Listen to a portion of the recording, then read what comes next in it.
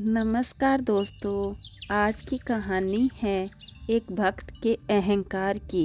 एक बार देव ऋषि नारद ने भगवान विष्णु से पूछा, भगवान आपका सबसे बड़ा भक्त कौन है। भगवान विष्णु नारद जी के मन की बात समझ गए, लेकिन उन्होंने कहा कि आमुख गांव का आमुख किसान मेरा सबसे बड़ा भक्त है और सबसे प्रिय भी। नारद जी को विष्णु जी का उत्तर सुनकर थोड़ी सी निराशा हुई। वो बोले, भगवान आपका प्रिय भक्त तो मैं भी हूँ, फिर सबसे प्रिय मैं क्यों नहीं। भगवान विष्णु बोले, नारद जी आप उस किसान के यहाँ जाकर उसकी दिनचर्या देखा और फिर आकर मुझे बताओ। नारद जी उस विष्णु भक्त के घर पहुँचे। उन्होंने देखा कि किसान ने सुबह उठकर कुछ देर भगवान विष्णु का स्मरण किया और फिर रूखी सूखी रोटी खाकर खेत जोतने चला गया। शाम को लौटा तो बैलों को चारा और पानी देकर और फिर कुछ देर भगवान विष्णु का नाम लिया और रात को खाना खाकर सोने चला गया। अब नारद जी उसके एक दिन की दिनचर्या को देखकर भगवान विष्णु के पास गए। फिर नारद जी बोले, प्रभु उसके पास तो आपका नाम लेने का समय भी नहीं है, फिर वह आपका सबसे प्रिय भक्त कैसे बन गया। मैं तो दिन रात आपके नाम को जपने के सिवाय कोई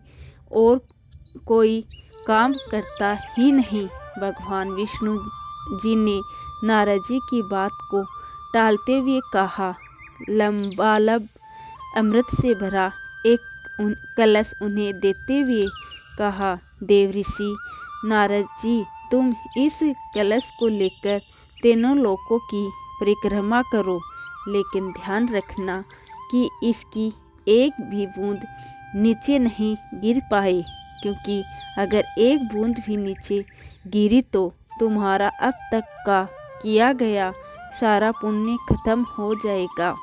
अब नारद जी कलश को लेकर तीनों लोकों की यात्रा पर निकल गए और यात्रा पूरी करने के बाद भगवान विष्णु को वह कलश देते हुए बोले, प्रभु कलश की एक बूंद भी नहीं झलक पाई।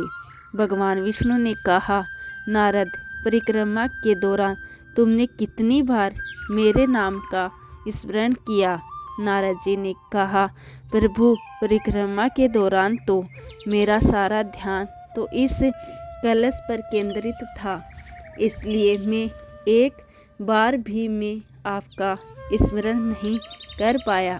भगवान विष्णु ने हंसकर कहा, तुम परिक्रमा के दौरान एक बार भी अपना ध्यान कलश में से हटाकर मेरा स्मरण नहीं कर सके, जब कि वह किसान अपने सभी काम करते हुए कम से कम 2 बार दिन में मेरा स्मरण नहीं करना भूलता, तो वह मेरा सबसे बड़ा भक्त हुआ या आप हुए।